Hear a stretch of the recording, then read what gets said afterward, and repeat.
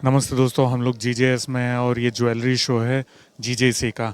और उसके vice chairman Rajesh रोकड़े जी हमारे साथ हैं। सर, आपको बधाई। काफ़ी भीड़ दिख रही थी शो में। हाँ, बिल्कुल, हमें बिल्कुल जितनी अपेक्षा थी उससे ज़्यादा यहाँ भीड़ दिख रही है। हमें भी लग रहा था कि ये शायद अप्रैल फर्स्ट वीक है और 2 तारीख है, मार्च एंडिंग के कारण थोड़ा-सा शो में रश पहले दिन शायद कम रहेगा, लेकिन ऐसा हुआ नहीं। यहाँ ज़बरदस्त रश है और इसका मतलब जितना हमने सोचा उससे ज़्यादा रश है। इस वजह से कस्टमर्स से ज़्यादा एग्ज़िबिटर खुश है और मुझे लगता है कि पहले दिन शायद कम रहेगा, लेकिन ऐसा हुआ नहीं। यहाँ ज़बरदस्त रश है और इसका मतलब जितना हमने सोचा उससे ज़्यादा रश है। इस वजह से कस्टमर्स से ज़्यादा एग्ज़िबिटर खुश है और मुझे लगता है कि किसी भी एग्ज़िबिशन की अगर ब्यूटी है तो वहाँ पे विज़िटर्स है। और यहाँ जिस तरीके के विज़िटर्स मैं देख रहा हूँ और जिस तरीके से सभी ने बाइंग की है और दुकानदारों ने यहाँ पे माल जम के ख़रीदा है। मोटा मोटा हमारा जो अनुमान रहता है कि एक एग्जीबिशन में 20 टन के आसपास का गोल्ड सेल होता है, तो करीब करीब इतना बुकिंग यहाँ आना, तो मुझे लगता है कि 100% हमारे सभी एग्जीबिटर इसमें बहुत ज़्यादा खुश है। और बेहतरीन ओपनिंग के लिए सभी का धन्यवाद। All India gems and jewellery domestic council मतलब जीजेसी इस डोमेस्टिक इंडस्ट्री को प्रोटेक्ट करने के लिए जी जान से लगी रहती है। फिर वो अलग अलग प्रकार की जितनी भी प्रॉब्लम्स है, अगर आप देखेंगे कि पीएमएलए का प्रॉब्लम आया तब भी जीजेसी वहाँ खड़ी थी। अभी हाल ही इलेक्शन के समय में गुड्स मूवमेंट को लेके प्रॉब्लम आता है तो सबसे पहले दिल्ली में जाके जीजेसी वहाँ बैठी। मैं खुद एज अ लीगल कन्वीनर होने के नाते मैं वहाँ खुद गया था और वहाँ पे हम लोग ने जो सीबीडीटी के तरफ से जो फेवरेबल हमें डिसीजंस चाहिए थे वो उन्होंने हमको राइटिंग में दिए।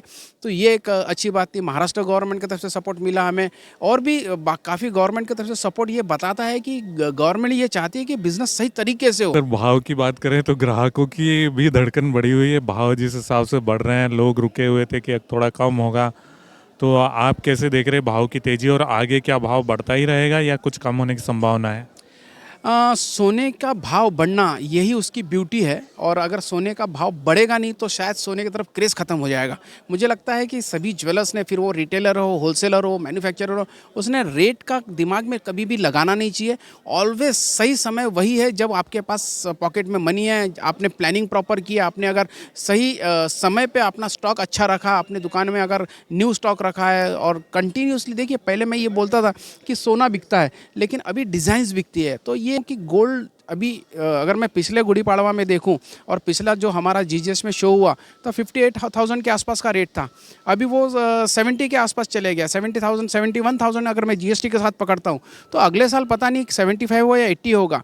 तो राइट टाइम इज़ राइट जब आप निर्णय लेते हैं खरीदारी करने का। और मुझे लगता है कि ये सही समय है।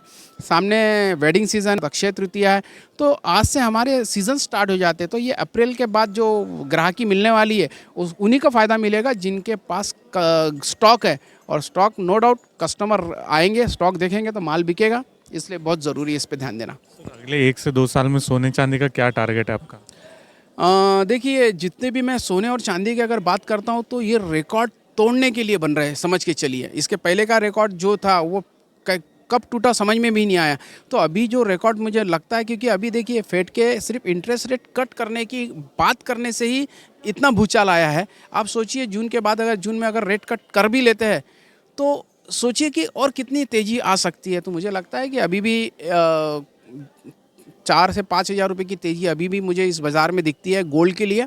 और नो डाउट सिल्वर में तो बहुत ज़्यादा तेज़ मैं समझता हूँ, क्योंकि जिस स्पीड से गोल्ड बढ़ा है उस स्पीड से फिलहाल सिल्वर नहीं बढ़ा है। तो सिल्वर में अभी भी मुझे लगता है कि सिल्वर अच्छा खासा बढ़ने की संभावना है।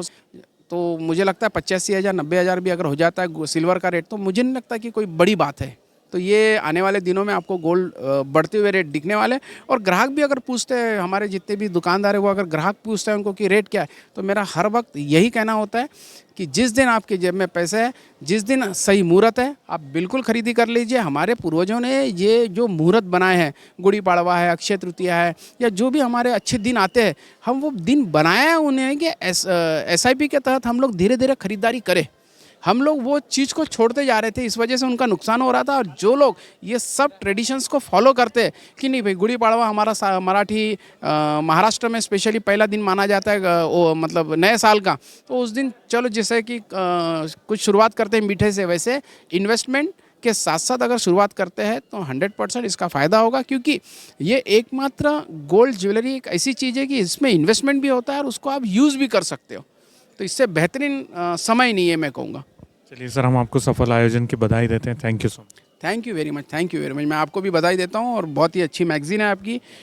मैंने अभी पढ़ी पूरी तरह से, बहुत बेहतरीन। इसी तरीके से आप इंडस्ट्री की बात जन जन तक के पहुँचाइए, क्योंकि ट्रांसपेरेंसी इंडस्ट्री के लिए बहुत ज़्यादा ज़रूरी है। क्वालिटी, क्वांटिटी, सर्विस, ये इस इंडस्ट्री के आधार स्तंभ बन गए हैं। और no doubt all India gems and jewellery domestic council अपने सभी स्टेक होल्डर के लिए भी, वो छोटे से छोटा क्यों ना हो, उन सब के लिए अपना काम कर रहा है। इसका फ़ायदा मिलना चाहिए।